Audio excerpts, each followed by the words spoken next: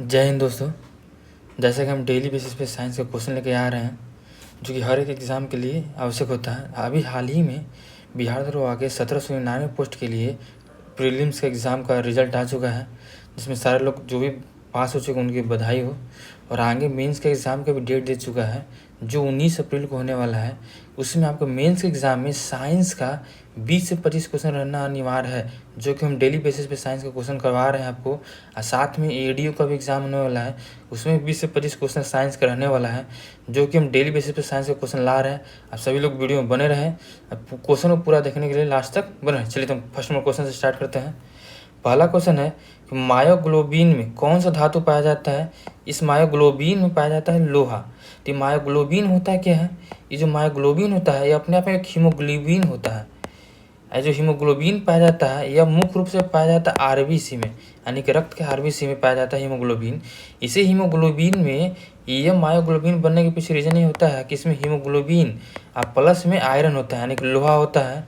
अगर हीमोग्लोबिन का मुख्य रूप से काम यह होता है कि यह इस शरीर में ऑक्सीजन को ले जाने का काम करता है, यानी कि पूरे शरीर में ऑक्सीजन कोई भी ट्रांसफ़र करेगा तो ये हीमोग्लोबिन ही ट्रांसफ़र करेगा और वहाँ से ख़राब ऑक्सीजन लेकर कार्बन डाइऑक्साइड को लेकर चले आएगा। यानी कि शरीर से कार्बन डाइऑक्साइड लेकर ले आने का काम करेगा हीमोग्लोबिन करेगा, पूरे शरीर में ऑक्सीजन को ले जाने का काम कौन करेगा, ऑक्सीजन नहीं करेगा। चलिए तो नेक्स्ट क्वेश्चन में चलते हैं। सेकेंड नंबर क्वेश्चन कह रहा है कि एस्पिरिन कहाँ से मिलता है। एस्पिरिन यह मिलता है एक पेड़ से मिलता है।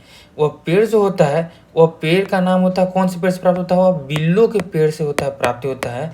जो एक बिल्लो के पेड़ होता है इसके छाल से, यानी कि इसके छाल से ही एस्पिरिन बनता है, जो कि एस्पिरिन जो है एक एसिड के रूप में काम करते हैं, जिसका उपयोग हम लोग कीटाणुनाशक के रूप में करते हैं हम लोग।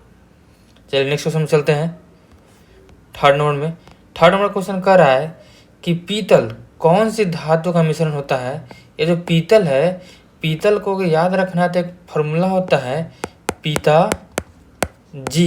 ये पिताजी है, इससे आपको पीतल बनाने का फार्मूला मालूम हो जाएगा, यानी कि त से हो जाएगा तांबा हो जाएगा, ज से हो जाएगा जस्ता हो जाएगा। देखिए तो किस ऑप्शन में तांबा और जस्ता है, तांबा निकल और जस्ता हो जाएगा, यानी कि ऑप्शन आपका हो जाता है डी, तांबा और जस्ता।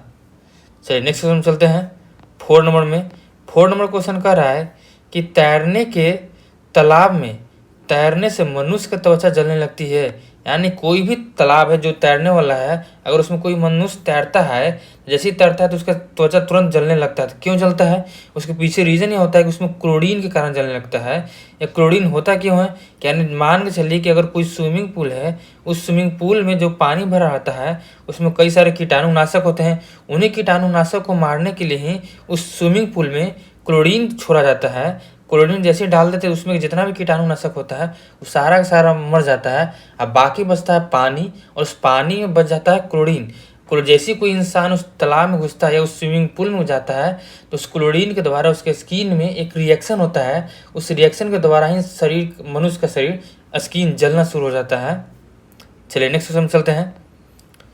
5 नंबर क्वेश्चन कह रहा है कि जब विद्युत ऊर्जा गति में परिवर्तन होता है तब ऊष्मा की कोई हानि नहीं होती है। क्यों, क्योंकि आप लोग सभी लोग जानते हैं ऊष्मा के बारे में कि ऊष्मा एक जगह से दूसरी जगह जाता है, ऊष्मा एक रूप से दूसरे रूप में भी जाता है, लेकिन ऊष्मा का नहीं हानि होता है नहीं वो बनता है, बशर्ते एक जगह से दूसरे रूप में स्थानांतरित होने का काम करता है वह ऊष्मा।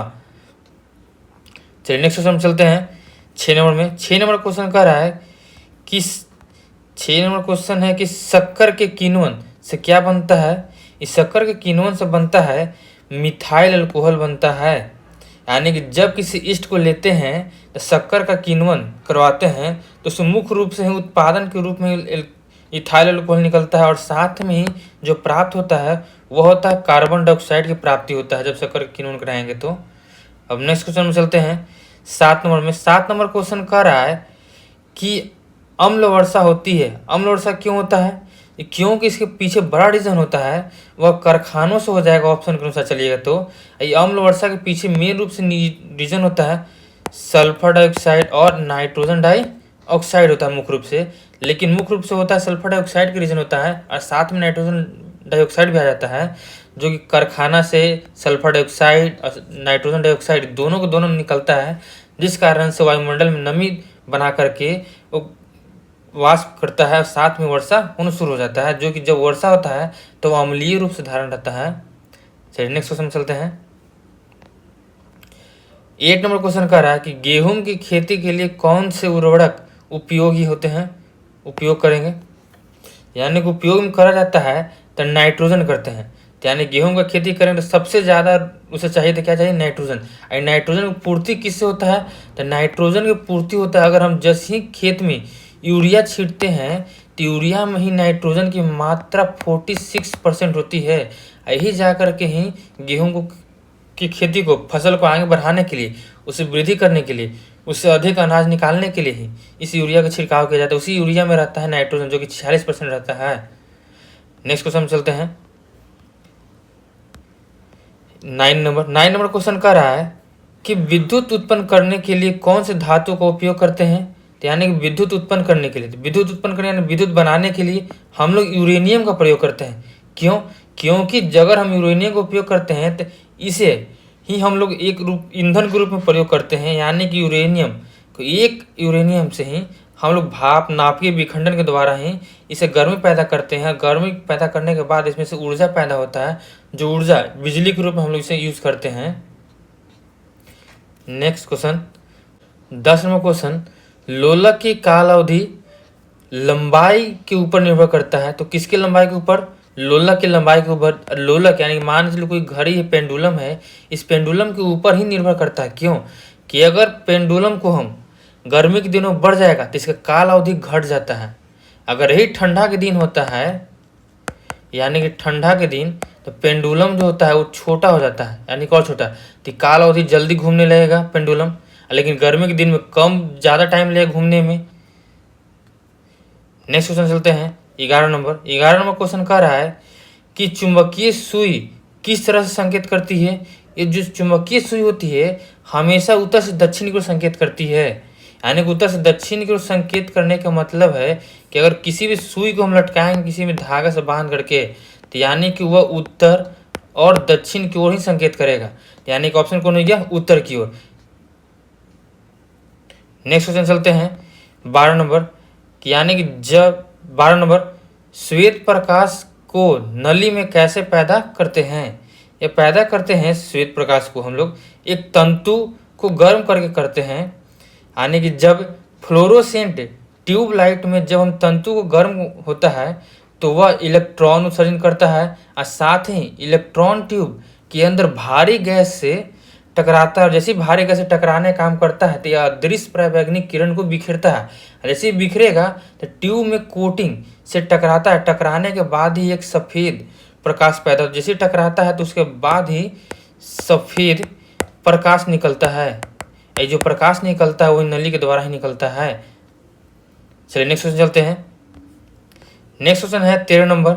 13 नंबर क्वेश्चन कह रहा है कि महासागरों में ऊंची जल तरंगे कैसे होती है। वह होती है चंद्रमा से होती है। तो चंद्रमा से होने के पीछे रीजन क्यों होता है, क्योंकि जब भी समुद्र में ज्वार भाटा मुख्य रूप से उत्पन्न होता है तो मुख्य रूप से चंद्रमा का गुरुत्वाकर्षण के खिंचाव के कारण ही होता है। इसके पीछे रीजन क्या है, इसके पीछे रीजन यह है कि चंद्रमा ही पृथ्वी के सबसे नज़दीक में है। पृथ्वी के सबसे नज़दीक के कारण ही अपना गुरुत्वाकर्षण बल का उपयोग करता है, जिसके कारण समुद्र में ज्वार भाटा आता है और ज्वार भाटा आएगा तो ऊँची ऊँची लहरें उठने लगते हैं। चलिए नेक्स्ट क्वेश्चन चलते हैं। 14 नंबर क्वेश्चन। 14 नंबर क्वेश्चन कह रहा है कि कमरे को ठंडा किया जा सकता है। कमरे को ठंडा संपीड़ित गैस को छोड़ने से किया जा सकता है। यानी कैसे, यानी कि एयर कंडीशनर और रेफ्रिजरेटर इसी सिद्धांत पर काम करते हैं। जब एक संपीड़ित गैस को अचानक फैलती है तो वह तापमान को कम कर देती है और उसमें ठंडक महसूस कराने लगती है। यानी कि जैसे मान के चले कि रूम है तो रूम में कोई भी गर्म गैस है तो उस गर्म गैस को सोखने का काम करेगा। तो गर्म गैस को जैसे ही हटाएगा तो उसमें ठंडा गैस भर जाएगा। तो ठंडा गैस जैसे ही भर जाएगा तो रूम में आपको ठंडा ठंडा महसूस होगा। चलिए नेक्स्ट क्वेश्चन चलते हैं। 15 नंबर क्वेश्चन कह रहा है कि प्रकाश में 7 रंग होते हैं, तो तरंगों को अलग करने का तरीका क्या होता है। तरंगों को एक प्रकाश में से 7 रंगों को अलग करने का तरीका एक ही है। यानी एक प्रिज्म से रंगों को अलग किया जा सकता है। तो कैसे, यानी कोई एक प्रिज्म हम ले लेंगे, इस प्रिज्म पे अगर प्रकाश जैसे हम गुजारेंगे ना, तो ये अंदर ही वर्ण विक्षेपण की क्रिया होगा। कौन सी क्रिया होगा? वर्ण विक्षेपण की क्रिया होगा। विक्षेपण क्रिया, जैसे विक्षेपण क्रिया होगा तो 7 रंगों में विभक्त हो जाएगा। तो 7 रंगों में विभक्त होगा तो कौन कौन हो जाएगा? पहले हो जाएगा रेड, हो जाएगा यानी कि लाल, और लाल के बाद हो जाएगा ऑरेंज, नारंगी, और नारंगी के बाद हो जाएगा पीला, और पीला के बाद आ जाएगा हरा, हरा के बाद आ जाएगा नीला, आ जाएगा, और नीला के बाद आ जाएगा ब्लू, अब ब्लू के बाद आ जाएगा बैगनी, जो कि बैगनी बहुत ही कम परिकिरणित होते हैं, यानी कि जो हम अपनी आंखों से देख नहीं पाते हैं, परिकिरणित बिखर बहुत जल्दी जाती है। लाल जो कि हम बहुत देरी तक दिखाई देता है, क्यों? क्योंकि बिखरती जल्दी नहीं है। नेक्स्ट क्वेश्चन कह रहा है कि सूर्य ग्रहण कब होता है? सूर्य ग्रहण जब होता है जब पृथ्वी, यानी कि यह हो गया सूरज यानी कि सन, और यह हो गया पृथ्वी यानी कि अर्थ, ये दोनों के बीच में जैसे ही मून यानी कि चंद्रमा आ जाएगा बीच में, तब ये सूर्य ग्रहण की क्रिया शुरू हो जाता है, यानी चंद्रमा बीच में हो। नेक्स्ट क्वेश्चन चलते हैं 17 नंबर क्वेश्चन। 17 नंबर क्वेश्चन कह रहा है कि सबसे छोटा दिन कब होता है? सबसे छोटा दिन होता है वह होता है 22 दिसंबर को। इसके पीछे रीजन क्यों होता है कि 22 दिसंबर को जो हमारा सूर्य होता है वह मकर रेखा पर होता है, यानी कि मकर रेखा के ऊपर होता है, तो प्रकाश हमें कम पड़ता है। उस समय ठंडा का मौसम होता है, ठंडा का मौसम होता है तो उसमें दिन भी घट जाती, दिन की अवधि घट जाती है। यानी कि यह पूरा पृथ्वी है, इस पृथ्वी पे 3 गो लाइन है, एक विषुवत रेखा ये वाला हो गया, ये कर्क रेखा, ये मकर रेखा। इस सूर्य का प्रकाश यहाँ पे होता है, ये जैसे यहाँ पे पड़ता है तो यहाँ सूर्य का प्रकाश पहुँचने में इस जगह पे कम पड़ता है, तो ऐसे 22 दिसंबर का दिन हमारे लिए छोटा हो जाता है। नेक्स्ट क्वेश्चन कह रहा है 18 नंबर कि सोने को घोला जा सकता है। सोने को घोला जा सकता है, जब भी घोला जाएगा तो वो हमेशा एक्वारेजिया में घोला जा सकता है। तो एक्वारेजिया बनता किसका है? तो वह 3 भाग हाइड्रोक्लोरिक अम्ल आता था, 1 भाग नाइट्रिक अम्ल, यानी कि HCl और N2 नाइट्रिक अम्ल, यानी कि इसका अनुपात जब भी रहेगा तो एक अनुपात हमेशा रहेगा 3 के रूप में रहेगा, तो यानी किसी रूप में रहेगा तो यह बनता है एक्वारेजिया, यानी कि एक्वारेजिया। जैसे ही एक्वारेजिया बनता है तो इसमें सोना अपने आप घुलना शुरू हो जाता है। नेक्स्ट क्वेश्चन चलते हैं। नेक्स्ट क्वेश्चन कर रहा है 19 नंबर कि चूहा विष मारने का जहर किस रासायनिक पदार्थ से बनता है? ये जो बनता है चूहा मारने का रासायनिक दवाई बनता है, यह बनता है जिंक सल्फाइड से बनता है। या जिंक सल्फाइड किससे हो जाएगा? सूत्र पूछ देगा इसका, तो Zn3P3, यानी कि जिंक सल्फाइड पूछ देगा, बनता है यह।